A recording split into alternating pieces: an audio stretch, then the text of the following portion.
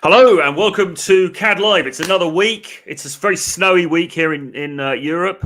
Snowy certainly in London and in the Netherlands, where Mr. Jack Napier is. Jack, are you covered in a white blanket as we speak? Yes. Oh, absolutely. Actually, it's like you can't see the sidewalks anymore, and even higher than that is all snow. Like all of it is just packed. Absolutely. It looks amazing, though. It's like a winter wonderland. And even here in London, I woke up this morning over in East London at my girl's place, and I had to come back to where I am now because I had to sort some stuff out really early this morning. And yesterday was fine. I woke up this morning and there was just this massive covering of snow all over the place, and I had to get trains in the rush hour over here, which was a lot of fun. But yeah, it's come down. So on top of everything else, we've now got some freak weather conditions, but it is very pretty out there, I have to say. It looks really absolutely nice. It's 2 months late, but I know. Yeah. Picture postcard. So look, guys, we are here today to talk about the seductive process, which sounds very seductive, but of course we're talking about this in regard to The Art of Seduction by Robert Greene, and that is the name of the second section in the book that he goes into. So we're just going to do the introduction, or rather the first section of this today, which is about, well, he talks about stirring interest and desire via separation. And then he talks about choosing the right victim, okay, choosing the right target. So we're going to do that first section today. And then in the next episode, we'll be going into some of the rest of that section. It gets into some really interesting stuff in this part of the book. But as I say, we've just prepared the first section for you guys today. So probably a reasonably quick episode, but let's see how it goes. So before we crack into it, just to say, do hit the subscribe button. Do subscribe to Jack Napier's channel as well. Hit the notifications bell so you know when we've got new videos coming out. Give us a like, give us a comment, blah, all of that good stuff. Thank you very much. So, and also, thank you to those who are watching live, and thank you also to those who are watching this on the replay. It's very much appreciated. So look, part 2 of The Art of Seduction by Robert Greene, which is the book that we are working through, one of the key pillars really in my game, and I think in Jack's game as well, and something that really all of you guys should absolutely read. This section, so what we've been doing up to now is we've basically been talking through the different types of seducer you can be. So we did the star, the charismatic, the coquette, all of those things. And now this is going into this new section, which is basically, as it says, about the seductive process. Now, in the last episode, we talked about the seducer's victims, and these are different archetypes of people that you might look to seduce. So we had like the exotic fetishist, the drama queen, the professor, the idol worshipper, etc., etc. So look at the last episode for that. And then this is going more into, okay, so now you've identified who you can go for. How do you actually do it? What processes are you going to put into play? But he does now talk about choosing the right victim again. And I think, Jack, I'd be right in saying the reason for this is because he's gone through and he's listed all these different archetypes. And now I think he's just sort of saying again, look, first of all, select the correct person. So select the person who's going to be most amenable to you. Mm-hmm. And what he means with choosing the right victim, at least how I always interpreted that, is go for where you're wanted. Yes. And I mean, you're more into this than I am. You're an actual dating coach. How many times have you had a guy who mentions a girl and he tells the story and you're like, mate, she is not even showing the slightest bit of interest. Yet you're head over heels with her. What are you doing? Guys fully invested in a woman who, well, maybe said hi once, something like that, maybe had one date, yet 2 months later, they're still up in atoms for her. And that is kind of how I interpreted this. Don't go for the people who show a lack of interest in you. Go for the people who make it easy for you, who actually show interest in you and want you to be around.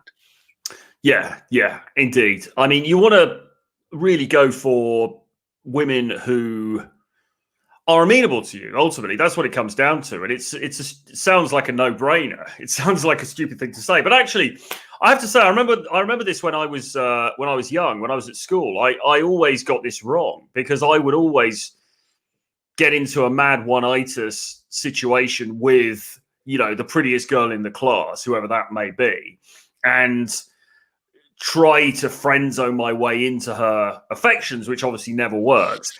But the reality was, I had this idea of myself as being a failure with girls and nobody liked me and et cetera, et cetera. But that wasn't true, because actually there were girls who expressed interest in me and kind of wanted something to happen with me. But I just disregarded those women or girls, and I, you know, just fixated on whoever I had one-itis for. And years later, I realized that that was a terrible strategy, because what I should have been doing really was just saying, okay, well, listen, you know, Alice in history doesn't like me, but this other girl does. So, you know, I'm going to go out and maybe take her out into town or whatever we used to do back in those days. So you've got to really play to your strengths, and you've got to go where the interest lies, haven't you? Yeah, absolutely, because otherwise you're just wasting time. How does our cult leader mention that again? You cannot negotiate desire. That's the one. Absolutely, absolutely. Now, saying that, this doesn't mean, because then you get people who are into day game and they preach just approaching when the girl gives you an indicator of interest. So that is to say, you're walking down the street, and if a girl smiles at you and winks like that, then you're good to approach. And if she doesn't, then don't. And I'm not saying that either, because actually, if you see somebody that you like, sure, go in and introduce yourself. Go and say hello, take your shot. But you're going to gauge pretty quickly if there's a sense of interest there or not. And if it's just very hard work and she's just giving you one-word answers and she's shifting around and looking around and it's very clear that she's just not into it at all, then it's really stupid to obviously to pursue that any further in that micro interaction. You want to walk off and just, okay, have a great day. It's great to have met you, and then walk off.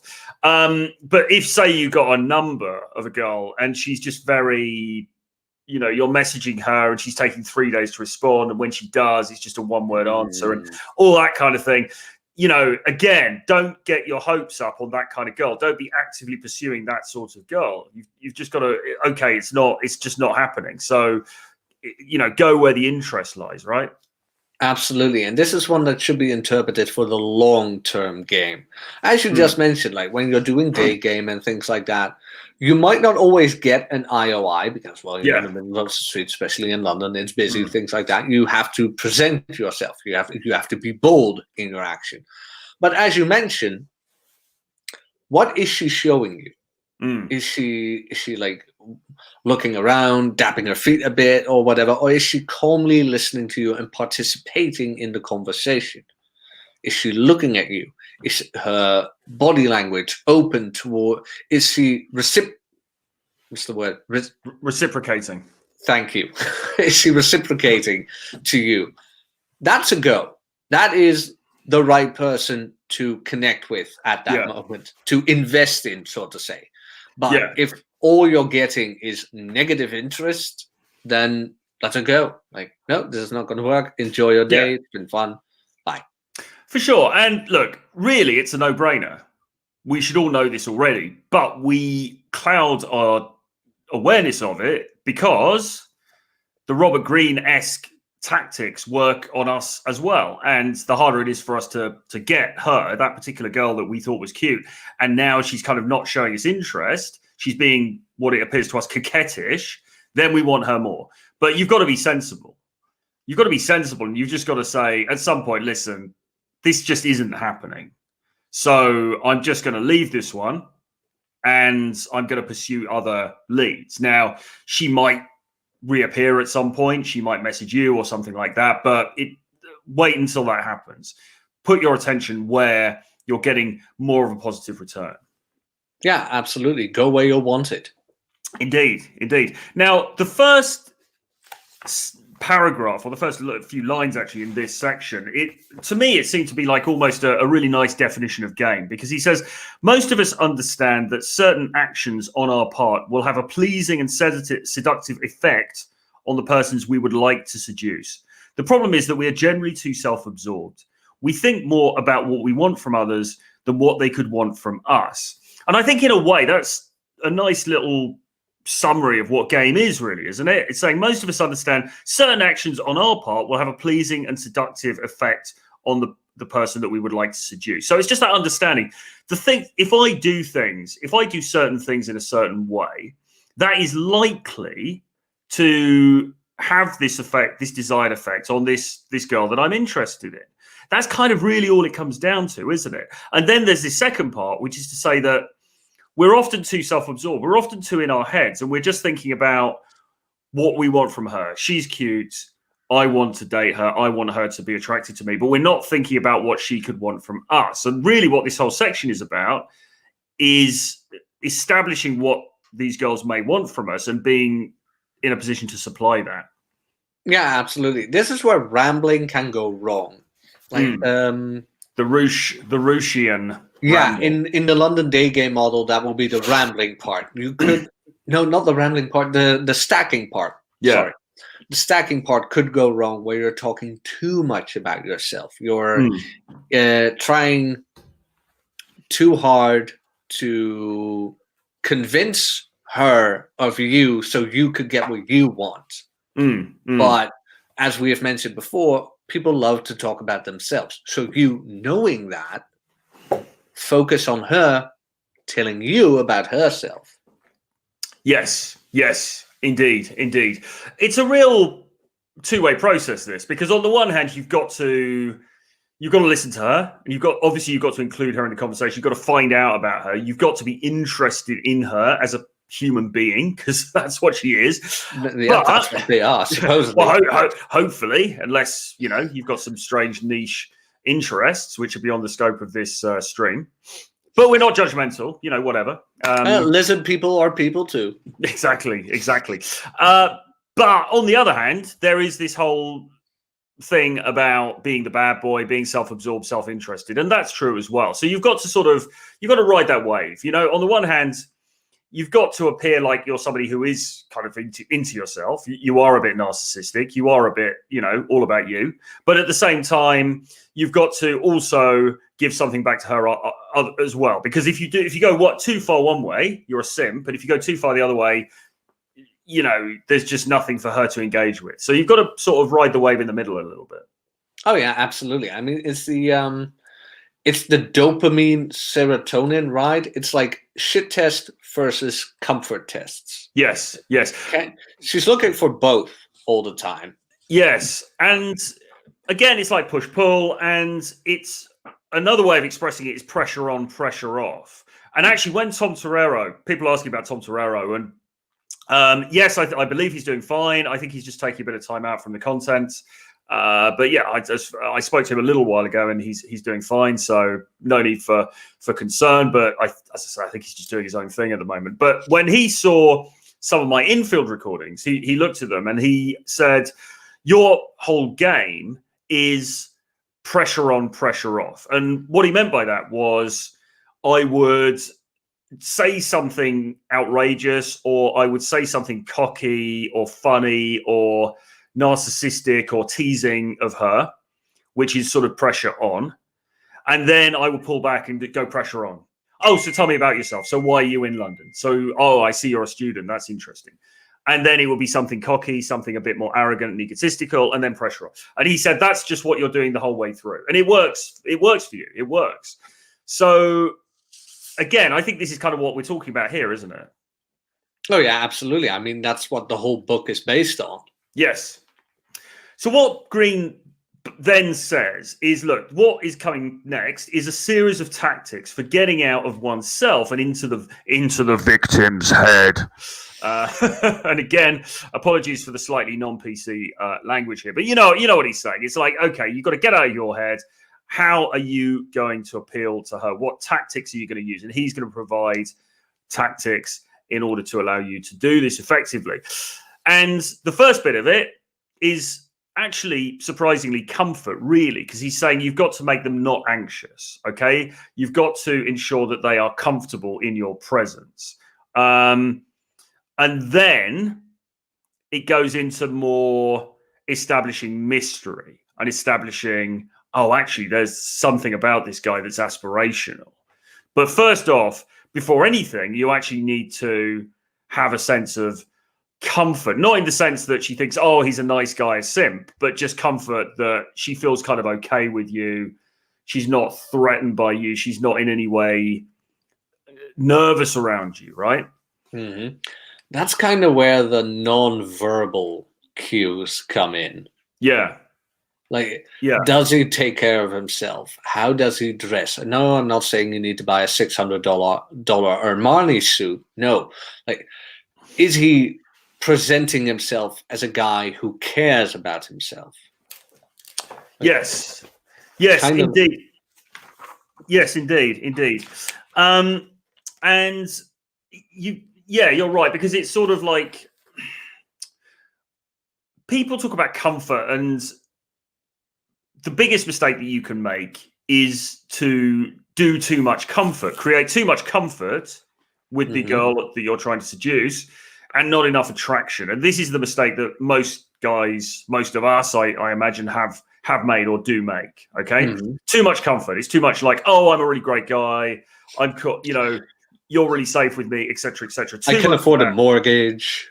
Yeah, exactly. Too much of that, and not enough of the danger, the friction that creates that attraction. Okay, so people get that wrong, but you can't neglect the comfort. But like you say, in the end, the comfort really, it doesn't need to be this big routine. It doesn't need to be a load of stuff that you're going to talk about. It can actually just be you walking across, and she sees from your demeanor, the way that you smile, the fact that you're warm and open and, humorous. She just knows from that that you are an okay guy. So you don't need to sort of make a big deal about it. I have a weird example about that. So I had a date, and it was about 1 hour away. And she showed up. We had a drink. And all of a sudden, she's like, you know what? You don't come across as a creep at all. If you don't mind, I'd rather go to your place or mine. Like in the middle of those drinks, she said that. And I remember that today for some weird reason. But I'm like, first of all, thank you for saying that you don't come across as a creep. And second of all, I wasn't even focusing on that, weirdly enough. And third, that could be, I use that against girls later on, by the way. What's that? Which is very funny. The whole, you don't come across as a creep. I said that to girls I used that against them a bit. And the response has been great for some odd reason. But it's like, you ask for the number, you get the number and blah, blah, blah. And you go back and forth a bit. And all of a sudden, the subject of coffee drops. And then instead of asking her out, I kind of go like, well, you don't come across as a creep that much. So I don't think it'd be that bad to have you over for coffee. And she's like, no, indeed, I'm not a creep at all. Blah, blah, blah. I'm like, good. When are you free? And then you just go from there. But again, it's that safety thing. Like they want to know, of course, look, women want to have sex. They do. They just do. They like it. I won't say they like it just much as men because of testosterone and things like that. Yeah. But they do want to know they're not going to end up chopped up in a ditch. Well, it's a good minimum requirement, isn't it? Yes, it pretty much is. So are you the guy who's fun but also responsible and secure enough that she can come with you and know, like, okay, I'm not going to turn up on the news, sort of say? Well, yeah, I mean, and part of this is the micro indicators that you come in with, right? How are you dressed? How do you walk? Are you really nervous and awkward? And are you a creepy mofo or not? And if you're a creepy mofo, then you need to fix that before you do any of this stuff, really, right? Exactly. Like, what vibe are you giving off? Not to sound woo-woo or whatever, but I mean, you've had it with other men as well, where you're like, you stand next to them and you talk to them and you're just like, I don't want to talk with you, man. Well, I just don't want to be here. I was on somebody's webinars last year, and we were discussing fashion, and I was giving my fashion presentation, which obviously, as you can tell, would be top notch.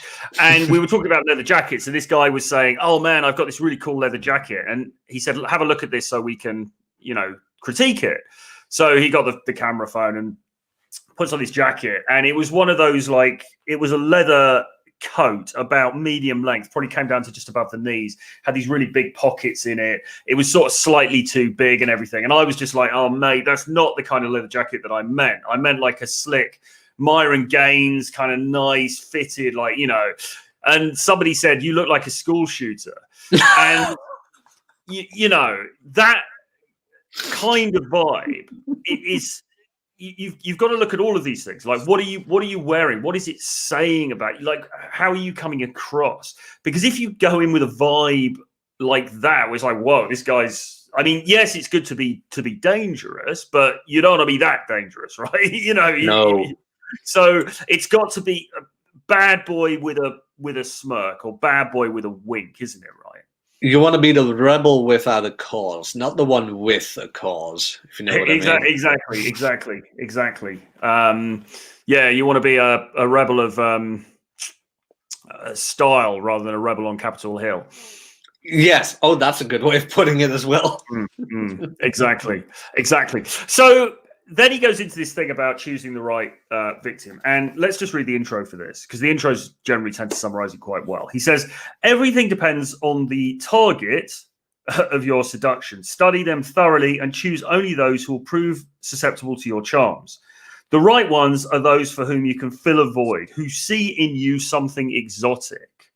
Okay? They're often isolated, or at least somewhat unhappy, perhaps because of recent adverse circumstances, or can easily be made so. For the completely contented person is almost impossible to seduce. The perfect victim has some natural quality that attracts you. The strong emotions this quality inspires will help make your seductive maneuver seem more natural and dynamic. The perfect victim allows for the perfect chase. So there's a couple of really interesting things there. The first thing is you're looking really for somebody who appears to have a lack that you could fill. And if you are exotic to them, even better. And of course, this is why traveling works so well, because you are exotic, because you're from a different place. And then it says, and this I know to be absolutely true, that the perfect victim tends to be attractive to you as well. And this is so important, because guys will often, if they're doing daytime approach or something, they'll go out and they'll talk to some girls, and they will shy away from talking to the women that they are most attracted to, because it's intimidating, because she's too pretty, because she's probably got a boyfriend, because this, that, the other. Okay. But actually, what you find when you throw yourself into those interactions is those interactions tend to be the ones that go the best. It's actually good if you're a little bit nervous when you're talking to her, because it's so much more authentic. There's so much more juice in it. You know, I've had interactions where I'm speaking to somebody and I wasn't really attracted to them, but I was doing it for, you know, just for the practice or whatever. And those interactions, although it feels like the bar is lower, they actually tend to be very stilted and they don't have much substance. Whereas the ones where you're like, oh my God, she is really my type, it raises the whole thing. Have you noticed that yourself? Oh, yes. Oh, absolutely. There's more at stake, so to say, because the one in front of you is actually your type. Like small waist, tight ass, long blonde hair, boobs. Preferably blue eyes, but I'd go with brown. And you're just like, and she's thin, whatever, athletic, you name it. And you're just like, okay, I just really want to get with you. Yeah. So I don't need to mess this up.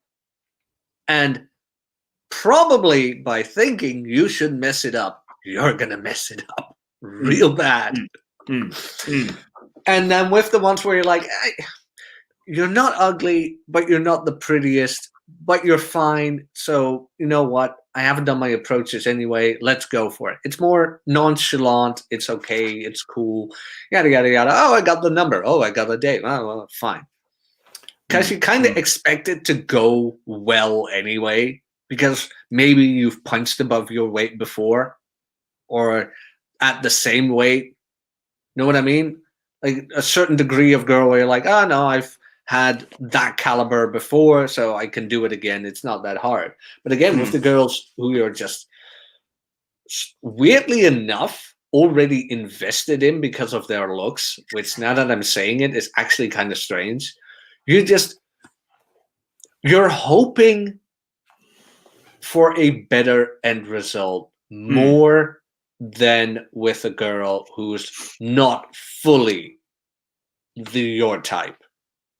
Yeah, it's really strange how it works, because in my time, obviously, I've done a lot of cold approaching. I've done a lot of day game approaches. I've probably done 10,000 approaches or something like this over the whole course of my wonderful career. And I can just say from experience that when you are going and engaging with people that you are less viscerally attracted to, and it might be look, I mean, yeah, obviously looks is probably the main thing, but equally it could just be something about her, whatever that thing is.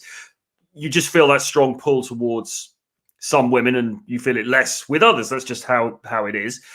The ones that you're really attracted to, counterintuitively, those interactions will often go better because there's just more at stake, maybe. And like you say, you feel like you've got to perform better. So that makes you perform better, but also it's more authentic because she can tell that you actually like her. And often that will cause her to reciprocate. Not always. I'm not saying that if you see a girl who's exactly your type, you're going to get her, because I mean that would be brilliant, wouldn't it? And then we could just leave. We could just cancel this stream, delete the YouTube channels, and just go out on a massive bender of promiscuity for the remainder of our lives. But of course, it's not that easy. But at the same time, it's amazing how it works like that. Mm-hmm. It's the authenticity, I guess, which is weird. Like, why are we so nervous? Like, it's not like she can physically harm you or anything. And even if she has a boyfriend, he will probably most definitely not harm you either, because we have this thing called the law, which prevents that from happening. So, like, now that you and I are talking about it, it sounds quite silly, but I just know that when I am out and about and I see a girl who dumbfoundedly I find pretty, where it's like, holy shit, I know the feeling where it's like, but you have to get over that. Even though now I can rationalize it, that doesn't mean it doesn't happen. But the weird thing is that you actually need that rationalization at the moment it occurs, where it's like, why don't you talk to her? She can't harm you. No one can harm you. Like, well, we all bottle it from time to time. We all see somebody and we think they are just so attractive, and we make excuses, and then the moment goes, and every morning. Off, and that's it. Yeah. So we all do it, and you can let yourself off the hook for it. It doesn't mean you're a terrible person or you're a failure, but at the same time, you want to try to avoid doing it. I read this somewhere years ago, and I believe it to be true. When you feel that real DNA tug from a particular woman for whatever reason, then you really, really should approach that woman. Not least because if you don't, you're going to regret it. Because you know how it is. Like if you walk around London, you will see, well, not at the moment because everyone's at home and it's snowing, but generally speaking, if you walk around London or a big city, you're going to see a variety of women, and some of them you're going to not have no interest in. The majority you're going to have no interest in. Some of them you're going to think, oh, she's pretty, she's beautiful, whatever. And a very few, maybe one, when each time you go out, maybe less than that, is going to have just this real put. You're going to be like, whoa, there's just something about her. And really, that is the woman that you should be approaching. But ironically, that's the most intimidating woman to approach. Mm-hmm. Yeah, weirdly enough, like, men are just affected by beauty. I know women don't like it when we say this because big is beautiful and things like that, yada. But it's just true. It's just true. Most wars were fought because women are beautiful. Yeah, it is the most sought after commodity. And when you see one who is just 100% your type, you're just infatuated by it. But the trick is to actually go up and say that. And then play. Yes. Like, game is on. Yes. Like, it's a great opener. Like, excuse me, I just saw you and I am completely infatuated by you. So I would regret it if I didn't come up and say hi. Exactly. Now, Solomon says there was a 10 from 6 years ago that I still kick myself for not approaching. And this is, you know, it's quite amusing in a way, but this is true. This is a common thing. There are still, if I think back, there will still be examples of when I've seen somebody who's very attractive and I didn't approach, and you still kick yourself, particularly if they gave you a little indicator of interest in some way. You do kick yourself. And I think part of the reason for that is that as guys, you know, sperm is cheap, eggs are valuable. And for us, if we forego an opportunity to potentially, and obviously this is all in caveated, but potentially to, you know, to sow our seed with somebody that we think is genetically fitting, and we forego that opportunity, that's actually painful for guys, I think. Yep, because it's an opportunity lost, and the only one to blame is us, is ourselves. Exactly. So then, just going into this section again, he says the first thing you see them, you identify them, then you need to pull them from their world into your world, and there's a degree of sort of isolating them, or at least taking them out of their reality and pulling them into your reality. The first step is to get their attention. So you have to walk up and say hi or whatever you're going to do, and then you have to create desire. And really, the way that you create desire is through push-pull.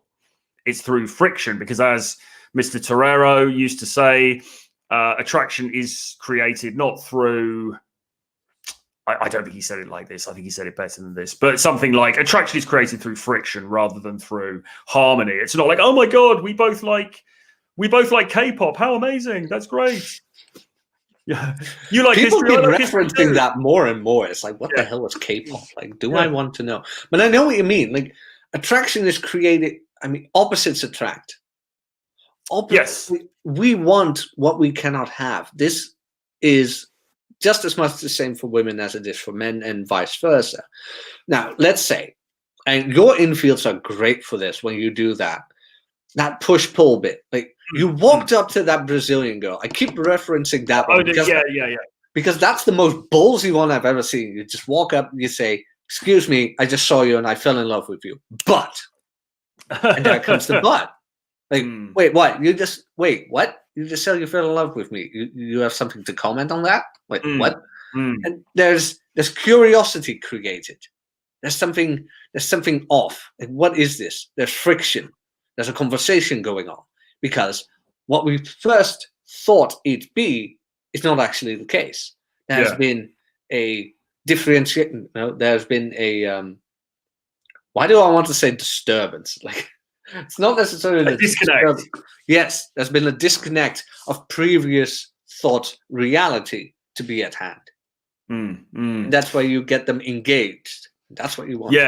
Yeah. Well, that was a good infield, and thank you for mentioning that. I mean, that was also, as it happens, just quite good, because she was also walking down into the subway, and I stopped her as she's walking into the subway, which, as I said to you before, is not something I'd normally do, but I was kind of doing it for the recording, and I think that added even more shock value to it, because if you could be quite ballsy on the approach and do something that's a little bit unusual and sort of put yourself out and open yourself up potentially to embarrassment or to social censure, then that plays very well also. Absolutely. So that was kind of a cool one for sure. Okay, so yeah, you've got to get their attention, and then you've got to create this desire through push and pull. And then he talks about the Vicomte de Valmont, who is the character in Dangerous Liaisons, Les Liaisons Dangereuses. And he talks about his courtship with this lady called the Présidente. And he pulls out a number of things from this. It's Valmont and the President du Tourval, I think she's called. Now, I've actually started reading this novel. I haven't finished it yet, but I have started reading the novel, and it's pretty good. I mean, it's you know, I think after I finish the Shakespeare project, I'm going to do it properly because I need to. But if you see the movie Cruel Intentions, that's based on it. Yeah. But anyway, so Green uses this as an example, and again, he's saying, look, you've got to find someone you can fill the void in, but also someone that you're attracted to. And he says that the great thing about the president, so the Présidente de Torval is this very quite uptight, sort of conservative woman who's also married, living in the French countryside. So she's not on first sight, you know, it wouldn't be what you'd say an easy approach. It's like, oh, damn. So she's really conservative, and also she's married. I have a boyfriend. That's going to be tricky. And Valmont makes it his business to seduce her, and he does, and he ends up seducing her. He's successful. And what happens is that there's a few things that Green identifies. Firstly, the first thing he says is she's clearly already seduced him. And I think just what he means by that is he is attracted to her already. You know, he meets her, he thinks she's pretty cute. It says he chooses her because in her unconscious way, she's already seduced him. A bare arm, an unrehearsed laugh, a playful manner. All of these have captured his attention because none of them is contrived. So he falls under her spell. He fancies her already. So that's the first thing. There's that kind of attraction from his part to her. The next thing is she's bored. Okay, so she's married. Okay, she's married. She's with this dude, whatever. But, you know, it's boring. It's stifling. It's conservative. She's not feeling it. And reading between the lines, probably she got married to some beta provider chump because that was just what you did back then. And Valmont actually is a bit of a Chad. So you've got that dynamic going on as well. She's also, Green says, naive. That is to say, she's quite innocent. She doesn't really fully know the ways of the world or how all this stuff operates. Although it must be said, women are always much more sophisticated than this kind of thing naturally than men are. But nevertheless, within that, she's quite naive. She's quite innocent. And finally, she believes that she cannot be seduced. So she thinks that she's impervious to this.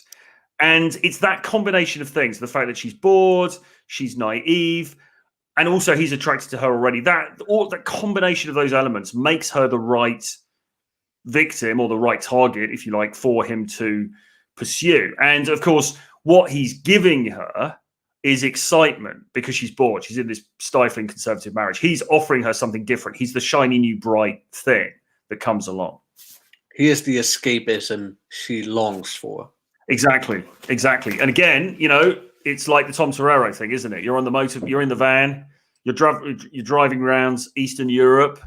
You know, you're a minimalist. You don't have any concern for the niceties of middle-class life. You're a bit of a bad boy. That's completely different to the chodes who are trying to wife her up in her local village in Estonia. Mm-hmm. Like, I can afford a mortgage. Yeah, okay, cool. But you're stable. What more? What else? And then you see this a lot. I mean, that's where the 7-year itch comes from, I guess. Mm-hmm. It's like stability is fine and dandy and all, but you gotta need some excitement. And indeed, that's why he or she was the perfect victim in this case. Yeah, exactly. You do need that excitement. And this is why, straying into another topic for a second, LTRs are tricky, because how do you really keep those wheels turning? And this is obviously more of a rhinestone question, really, but this is the difficulty, right? One of the key difficulties, because yes, we all want that stability. Guys as well, actually, to a degree, want that stability. They want that comfort, that closeness, etc. But there's always the other side. There's always the shiny new object over there. And particularly with all of the apps that we've got nowadays, it just exacerbates the problem. Oh, yes, that makes it absolutely dangerous with the Instagram, with Tinder, with Hinge, with Bumble, with Facebook, if people still use that. Yeah. It's how do I say that? It's become almost inevitable to fall into the trap of the grass is always greener. Yeah, and it's tough. It really is tricky. And I think in that sense, I think dating has become more difficult in the last 10 years or so, although in other ways I don't think it has, but I think in that regard it certainly has. There's a really nice line here. He says, the perfect victim does not have to have certain facial features or the same taste in music or similar goals in life. That is how a banal seducer chooses his or her targets. The perfect victim is the person who stirs you in a way that cannot be explained in words, whose effect on you has nothing to do with superficialities. And again, reading that, it makes me think of this DNA tug. It's those girls that you meet. And a lot of the time, yeah, it's looks, but it's not just looks, because there are plenty of good-looking women around. But you're not drawn to all of them in exactly the same way. Well, maybe you are. Maybe if you're a horn dog like John MLD or something, maybe you are. But I think for me, you can see a woman and say, yes, objectively, I understand that she is very attractive, she's aesthetically pleasing, whatever. But then there are some girls that you are just drawn to in a much stronger way, and I think he expresses that very well in that section. Yeah, no, absolutely. It's not always looks. Like, weirdly enough, I'm very attractive to blondes. Attractive to blondes. Yet I end up in committed relationships always with brunettes.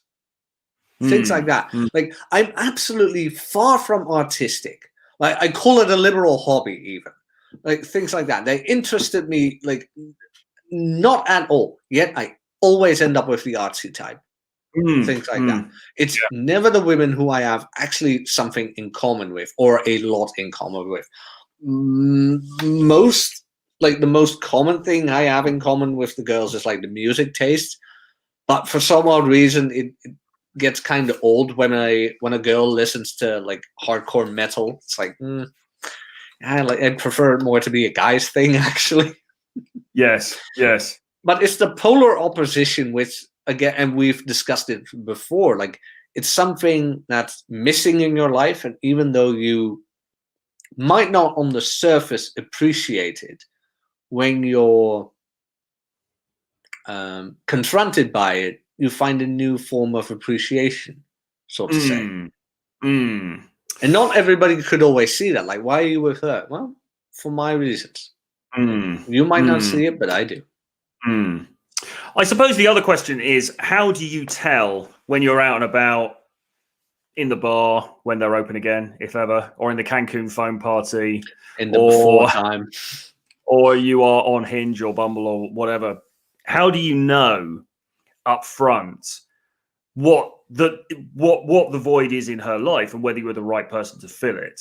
Now, that's a bit of an unquantifiable question, but I think my quick answer to that is, I think that you get a sense after a while, and maybe it is just experience, but I think you get a sense when you run into girls. Okay, you can size them up quite quickly. She's this type of person. I think she might be looking for this type of experience with a guy. Yeah, I think she might be looking for a bit of excitement. And actually, like I said last time, in many cases, that might be the only factor that you need to worry about, because actually most women and most people in general are pretty bored. They've got pretty banal day-to-day lives, and they're also quite sexual underneath the surface, and they want somebody to release that. So that might be the only one that you have to worry about. You can see her, and she looks like a very nice, smart young lady who works in an office in HR, but underneath the surface, you know that she's really naughty and she wants somebody to enjoy that with. So if you can present yourself as that person, then you're going to go far. Do you think that's the only archetype we need worry about, or have you got any further thoughts on this? Well, you asked a good question. Like, how do you find out? Well, there's only one way to find out: approach. Well, with online dating, this is a different story. But back in the before all of this happened, we used to go out and meet people. Really? I can't remember any of that. It sounds degenerate. Well, sit down, Troy. Let me tell you a story. And we hope to do this again in the future.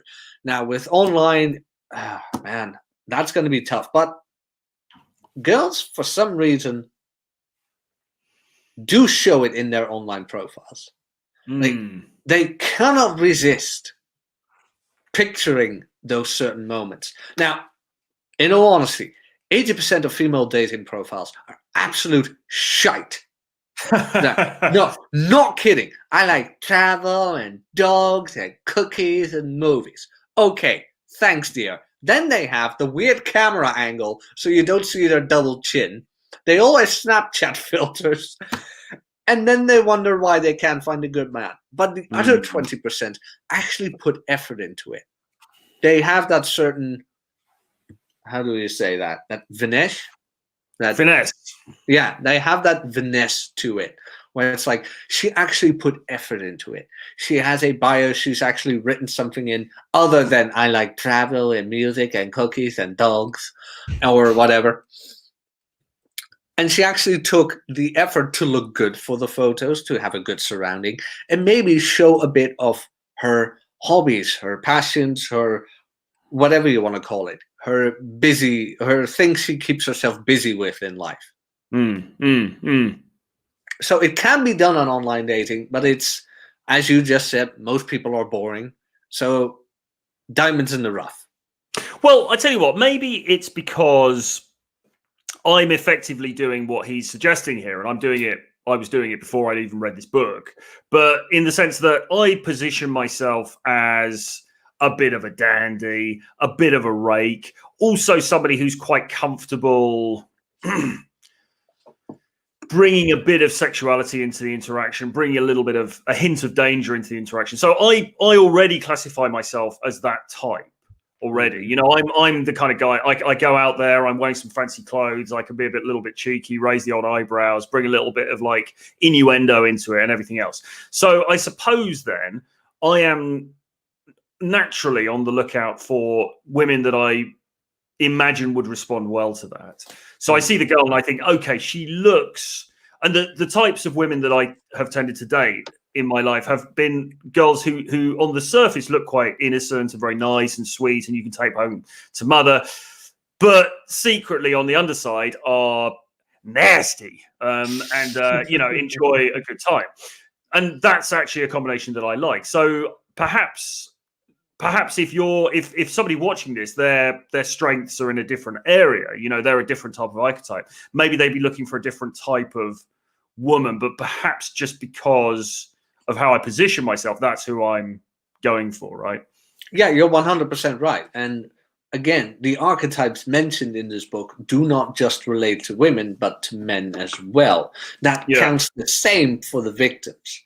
Now, you might be looking for something, and the woman you attract might be looking for a certain something. Like you just said, you own that dandyish archetype. You just own that, which is true. And by default, you attract a certain kind of woman who is drawn to that. Yes. And that might often well be the woman who, well, swallowed the Kool-Aid, sort of say, of I need a good job and I need to succeed and patriarchy and blah, blah, blah, and whatever. Yes. And then they see a guy like you and boom, hindbrain, initiated. Like, all the Kool-Aid gone. Because you cannot, how do I say that? Like the reptile brain will always win. Reptile brain will always win. We are attracted to what we are attracted to, no matter what society tells us. And we will follow those instincts no matter what. And when it comes to the archetypes, yeah, it does relate. Yes, yes. So what does he say then? He goes, well, okay, so there's a couple of points now that are important. The first thing is that you need to play the odds. And he actually says, seducers, whether sexual or social, prefer to pick the odds. As often as possible, they go towards people who betray some vulnerability to them and avoid the ones who cannot be moved. So this is what we were saying at the top, wasn't it? You know, people who they've got a preference towards you or they appear to, go for them rather than the ones who are just stony-faced for you, okay? To leave people alone who are inaccessible to you alone is a wise path. You cannot seduce everyone, okay? You cannot seduce everyone. Black pill haters, you can't seduce everyone. No one's saying you can. And actually, it's better to establish pretty quickly if this is somebody who might be interested or not. And if not, leave them well alone. Yeah. I mean, you just can't win them all. You just can't. Exactly. And then he says, on the other hand, you should actively seek out those who respond in the right way. This will make your seductions that much more pleasurable and satisfying. And part of the pleasure of that whole thing, actually, of doing game of going out and about and enjoying the dating scene, immersing yourself in the sexual marketplace, is the joy of finding women who are well disposed towards you. You can go on a night out, and God knows, I mean, how many times I've done this back in my youth, Jack. You know, you go for a night out and you get slapped round the face by 10 women who, you know, who are just not interested at all. And then the 11th one, she thinks you're really cool, and you have this amazing conversation, and it's on. It's, you know, and that makes everything else all right. You can forget about the rest of the night then. It doesn't matter because you've met that person, and that is part of the joy of it.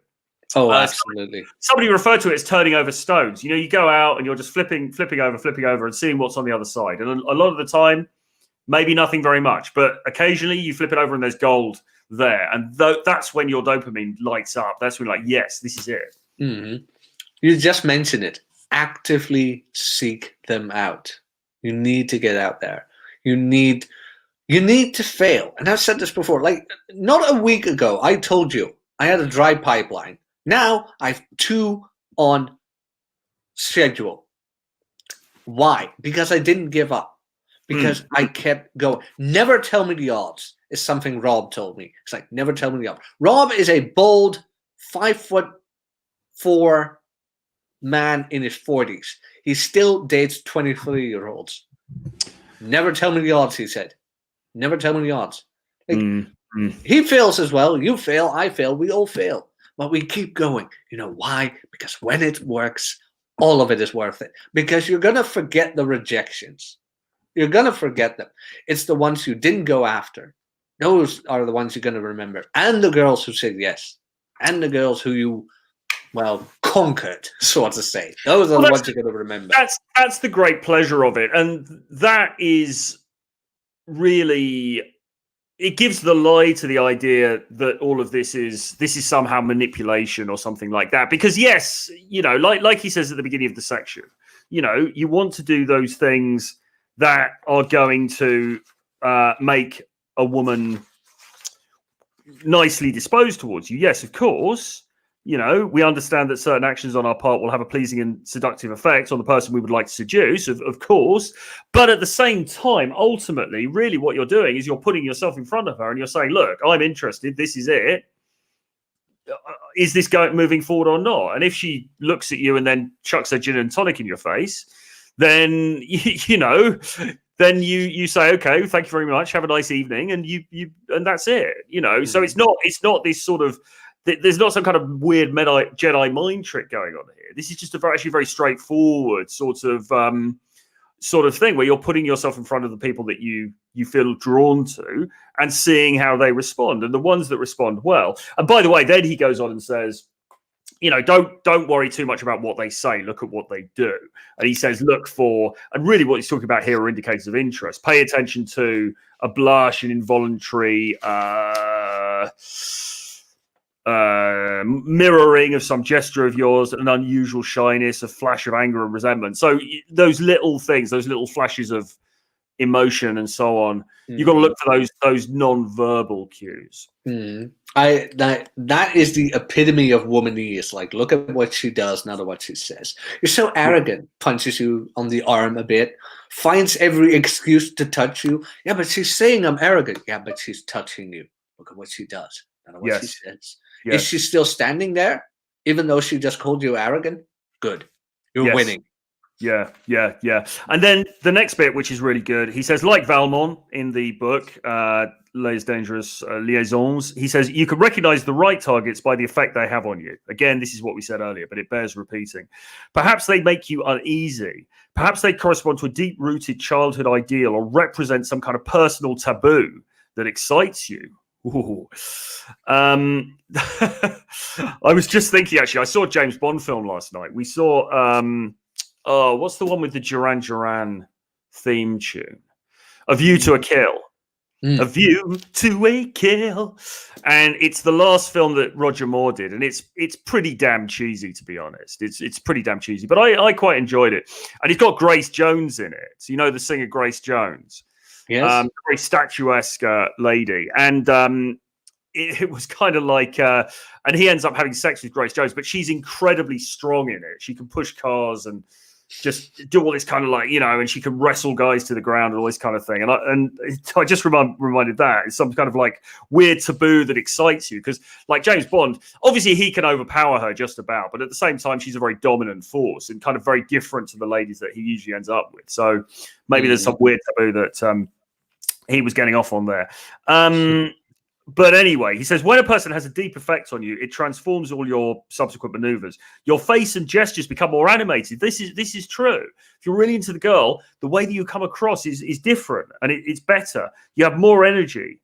And when they resist you, as they should, you in turn will become more creative, more motivated to overcome their resistance, which is what you said, isn't it? You become more, you're motivated. You just want it. You want it. Yes. You want to conquer that.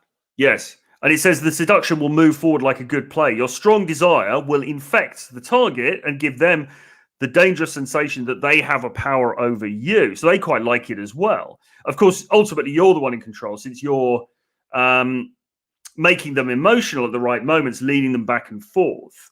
Good seducers choose targets and inspire them, but they know how and when to restrain themselves. So, yeah, I mean, this thing, he really hammers it home a few times. If you are really attracted to them, it's likely to go better, guys.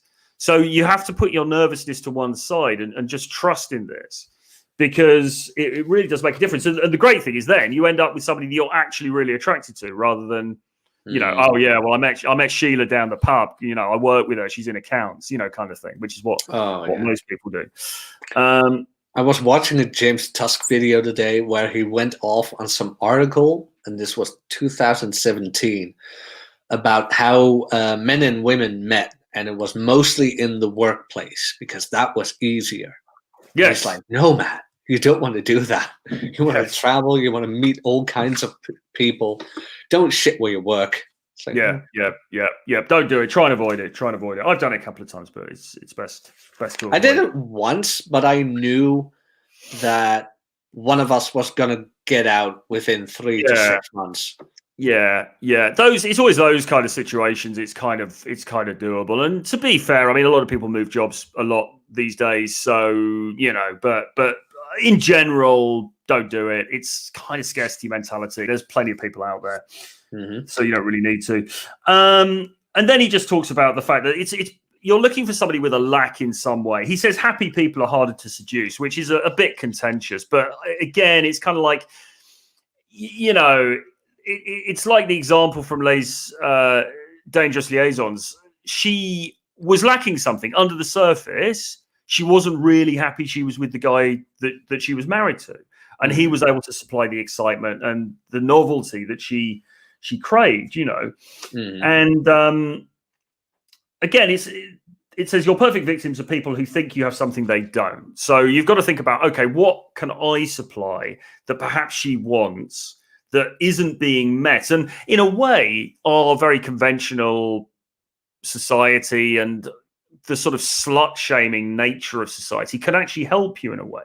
Because if you position yourself as somebody who's just very kind of sex is just totally natural, it's totally cool, you're not judgmental, you don't look down on her or anything like that, that allows her to explore that side of things with you, which is a really, really welcome thing for her. Oh, yeah, absolutely. And that's pretty kind of it, really. We got coming towards the end of the section now. I mean, the symbol, because I know you like the symbols, Jack. He says the symbol for this is big game. And he says, big game, lions are dangerous. To hunt them is to know the thrill of risk. This is a bit like hunting young Instagram girls. They're dangerous. It's risky. Leopards are clever and swift, knowing the excitement of a difficult chase. Never rush into the hunt. Know your prey and choose it carefully. Do not waste time with small game. Challenge is pleasure. So I think that means don't waste time with people that you're not really attracted to, that you don't really fancy. Don't bother with it. You might as well go for the big game. You might as well go for the dangerous game. But work out what it is that you're bringing to the party, and then showcase that in your approach. And it's not bad to practice on, girls you find less attractive, but just find them attractive enough in some cases. Because I remember, who was that? That was a Tom Torero thing. About a guy who wanted to learn how to approach, but every time it was like, no, I'm not attracted to her. And he's like, you want to get laid or you want to, what do you want? Yeah, for sure. I mean, look, there's, as with all of these things, there's different angles that you can come at this from. But for the most part, yes, go for what you want. Well, you've also, no, but you're right, because you've also got to practice. Because if you never approach, if you don't approach anybody because it's like, oh, she's not good enough, she's not good enough, she's not good enough, and then you see your perfect 10 walking down the street in St. Petersburg, she's like, oh my God, she's like the celestial beauty that's come out of the sky and been put down here by the angels, then you're probably going to mess it up because you haven't got experience. So yes, of course, in the earlier stages, you need to get some numbers in. You need to get adept at either doing daytime approaches if that's what you're into, or I suppose in the case of online dating, you want to get some dates under your belt so you're used to being in real life with these women. But there again, you want to try to go for ones that you think are at least cute. Exactly. But then as you get a bit of practice and you've done this a little bit and you're sort of used to it to some extent, then you want to be challenging yourself and you want to be going for the more attractive women that you bump into, and certainly the women that you feel that kind of visceral attraction that you can't quite explain to. You definitely want to be approaching them. Absolutely. 100% agree. Coolio. Okay, well, look, I think, and we're just about on the hour, so I think that brings us to the end of this section. But we've got, I tell you what, next time, we've got some really good sections coming up because we've got approaching directly, causing a false sense of security, and then we've got sending mixed signals. And this is where we start getting some really interesting stuff, isn't it? Yeah. And then after that, be an object of desire, create triangles. So he's talking about jealousy, bring jealousy into things. So there's some really, really juicy stuff coming up in this. Yeah, no, you're 100% right. That's where we actually get into these strategies of game. Stacking, push-pull, dread even. This even goes back to dread, things like that. So it's going to be very interesting. Yes, exactly. Maybe we could ask Ryan if he wants to come on to talk about that. That would be nice. Maybe if he's done playing video games. Well, I don't think that will ever happen, but perhaps we can persuade him. But yeah, anyway, well, look, that's it for today. So thanks ever so much, Jack, for coming along. What have you got coming up this week? Red Evening on Friday at 10 p.m. Salt Lake City time, which is 6 a.m. on Saturday for us Europeans. Jesus. But I've got that going on. I have held back from the other videos for now because of the palatal expander and the braces and things like that. When I'm going to do those again, I want the narration to be good and no obstructions from any metal work in my mouth. So it's going to stay with the shows right now. Oh, and the private community on YouTube does have the weekly live streams, blog posts, and weekly Q&As. So that's going to be happening as well. And hallelujah. I have the link to my channel. Yes, link to my channel is in the chat. Okay, we'll stick it on screen in just a second. Here we go. Almost at 2K, almost.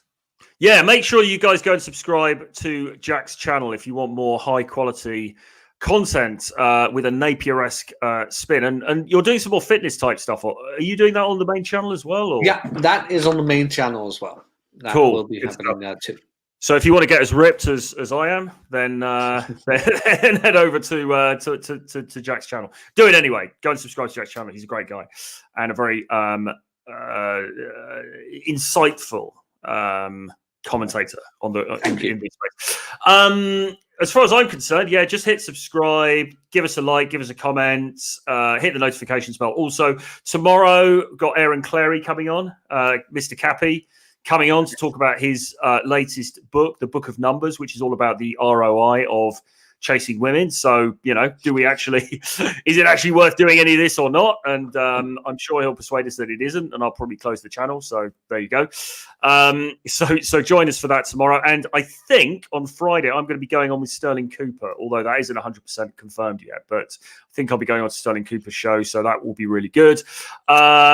If you would like to read more of my material on dating and game, do grab Renegade Dating Blueprint, which is my collection of 11 books on the subjects, including things like How to Be an Arsehole, 50 Shades of Game, Still in the Game, etc., all in that wonderful bundle for just $39.